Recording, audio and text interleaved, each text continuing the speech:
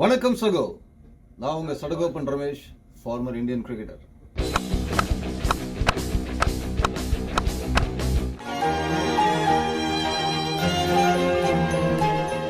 அமெரிக்காவோட டாலர் இன்னைக்கு மேல போகுதா இல்லையான்னு எனக்கு தெரியாது, ஆனா அவங்களோட காலர் கண்டிப்பா மேலதான் இருக்கும். வணக்கம் சகோ, செம்ம கிரிக்கெட்டர் சூப்பர் ஓவர் வரைக்கும் போய் ஒரு சூப்பரா முடிஞ்சிருக்கு. நேத்தி நான் ஒரு பதிவு பண்ணேன், வேர்ல்ட் கப் மேட்சஸ்லாம் ஆஹா அப்படின்னு இருக்குன்னு எதிர்பார்த்தோம், அப்படிதான் இருக்கு. ஆனா இப்ப கொஞ்சம் ஆஹா அப்படின்ற மாதிரி மாறிட்டு இருக்குல்ல. பாகிஸ்தான் பாக்கு வெத்தல போட்டம் பத்தல.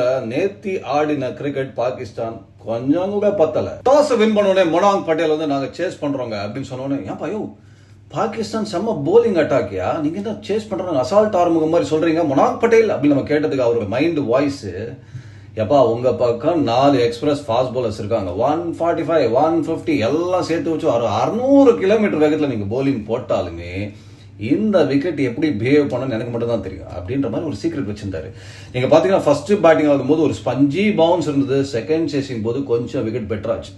என்னை பொறுத்த வரைக்கும் ஒரு கேப்டன் வந்து யாருக்கு போலிங் தரலாம் யாருக்கு பேட்டிங் தரலாம் அப்படின்ற ஒரு ஐடியா மணியா இருக்கிறதுல இந்த பிச்சு நம்ம ஆடுறோமே அந்த ஆடுகளம் எப்படி பிஹேவ் பண்ணும் அப்படின்ற மாதிரி கணிச்சுட்டாருன்னா பாதி கிணறுலங்க முக்கா கிணறு தாண்டின மாதிரி தான் அங்கேயே ஒரு ஜம்ப்லிங் பண்ணிட்டாரு மொனாங் பட்டேல். Well done. சரி, பாகிஸ்தான் தொடக்கத்தில் ஆடின போது பாத்தீங்கன்னா கொஞ்சம் ஒரு ஸ்பஞ்சி பவுன்ஸ் இருந்தாலுமே ரொம்ப நெகட்டிவ் கிரிக்கெட் ஆனாங்க.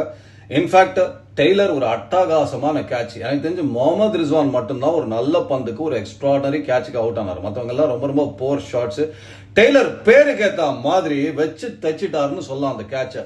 யூஎஸ்ஏ ஃபீல்டிங் டாப் கிளாஸுங்க. அதாவது நான் எப்பவுமே சொல்ற ஒரு விஷயம், உங்களால பேட்டிங்ல ஈக்குவலா ஆட முடியுதோ இல்லையோ, போலிங்ல ஈக்குவலா ஆட முடியுதோ இல்லையோ, ஆனா ஃபீல்டிங்னு வந்துட்டா சின்ன சைடு பெரிய சைடுலாம் கணக்கே கிடையாது. ரெண்டு பேருமே ஈக்குவல் தான் மச்சி அப்படின்னு ஃபைட் பண்ணக்கூடிய ஒரு டிபார்ட்மெண்ட் என்ன பாத்தீங்கன்னா ஃபீல்டிங். அப்கோர்ஸ் பாகிஸ்தானோட அது ஒரு மிகப்பெரிய சேலஞ்ச் கிடையாது, இருந்தாலும் அவங்களோட கடமையை இந்த மாதிரி ஒரு போலர்ஸ்க்கு என்ன ஒரு ஃபீல்டிங் சப்போர்ட் தேவையோ அதை அழகா பண்ணாங்க யூஎஸ்ஏ. ஒரு பக்கம் பாபர் ஆசம் முட்டி மோதி அப்பா என்னப்பா இப்படி ஆடுறீங்க அப்படின்னு அவருக்கும் சரியா கனெக்ட் ஆகல. அப்படின்ற போது ஒரு பெரிய ஸ்கோர் போறதுக்கான வாய்ப்பை அவங்க பவர் பிளே கிட்டத்தட்ட 10 ஓவர்ல இழந்துட்டாங்க. ஒரு 150 வருமா அப்படின்ற பார்க்கலாயா அப்படின்ற மாதிரி தான் இருந்தது. இருந்தாலும் அங்க ஒரு சின்னதா எப்படியோ முட்டி போது ஒரு 160 வந்து முடிச்சாங்க Pakistan. Pick of the bowlers பாத்தீங்கன்னா கெஞ்சி கே, அவர் பேட்ஸ்மேன் கெஞ்சவே இல்லை, எனக்கு விக்கெட் உங்களுக்கு கெஞ்சவே இல்லை, அவர் இவங்க பாடு வீடு கிஃப்ட் பண்ணி கொடுத்துட்டே போயிட்டாங்க, செமையா போட்டார் கெஞ்சிக்கு. ஸோ ஓவராலா பாத்தீங்கன்னா 160 அப்படின்ற போது பாகிஸ்தான் 160 டிஃபெண்ட் பண்ணக்கூடிய போலிங் இருக்காங்க கேட்டீங்கன்னா 100% இருக்கு அகைன்ஸ்ட் யூஎஸ்ஏ. அப்போ கூட சரியா 160 பாகிஸ்தான் அழிடுவாங்க, பார்சல் பண்ணிடுவாங்க எல்லாம் நம்ம நினைச்சோம். கிடையவே கிடையாது. எங்க ஆட்டத்தை பாருங்க அப்படின்னு இனிமே தான் நான் பார்க்க போற காலியோட ஆட்டத்தை, டேலஸோட ஆட்டத்தை அப்படின்ற மாதிரி உள்ள வந்தாங்க யூஎஸ்ஏ. சேசிங் நல்லா ஒரு கான்பிடென்டா பண்ணாங்க. நீங்க பாத்தீங்கன்னா ரொம்ப முக்கியமான ஒரு பார்ட்னர்ஷிப் பாத்தீங்கன்னா மொனாங் பட்டேல் அண்ட் கவுஸ் இவங்க 2 பேர்கிட்ட ஒரு செம பார்ட்னர்ஷிப் வந்தது. அதுதான் முக்கியமான திருப்புமுனை. அந்த இடத்துல தான் பாகிஸ்தான் கேமுக்குள்ளேயே வர முடியல.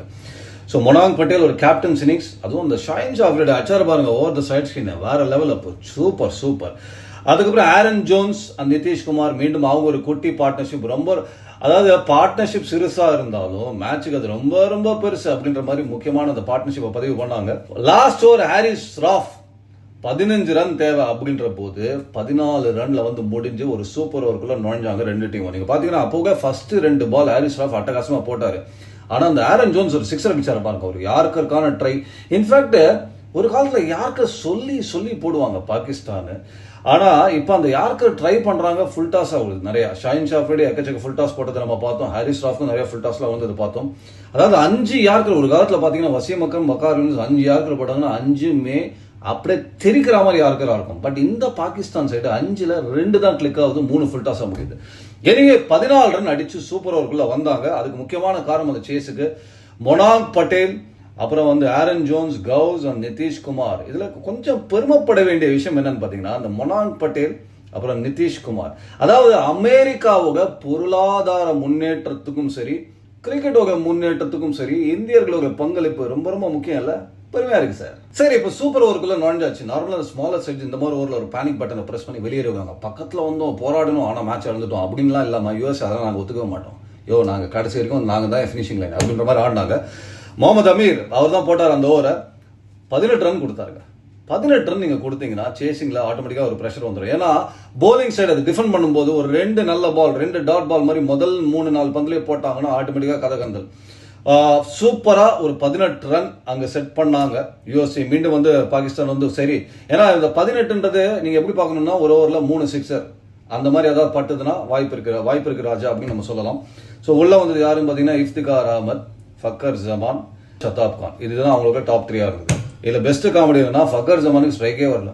அவர் தான் one of the biggest hitters அப்படின்னு ஒரு டேக் இருக்கக்கூடிய ஒரு ஃபக்கர் ஜமானுக்கு கடைசி வரைக்கும் நான் ஸ்ட்ரைக்கராக இருந்தாரு, நான் ஸ்ட்ரைக்கராக வெளியே போயிட்டாரு. இதுவே ஒரு பேட் ஸ்ட்ராட்டஜி. என்னை பொறுத்த வரைக்கும் அவர் தான் ஸ்ட்ரைக்கே எடுத்திருக்கணும். ஸோ 13 ரன் முடிச்சாங்க பாகிஸ்தான், தோல்வி அடைஞ்சாங்க. ஒரு மேஜர் அப்செட்.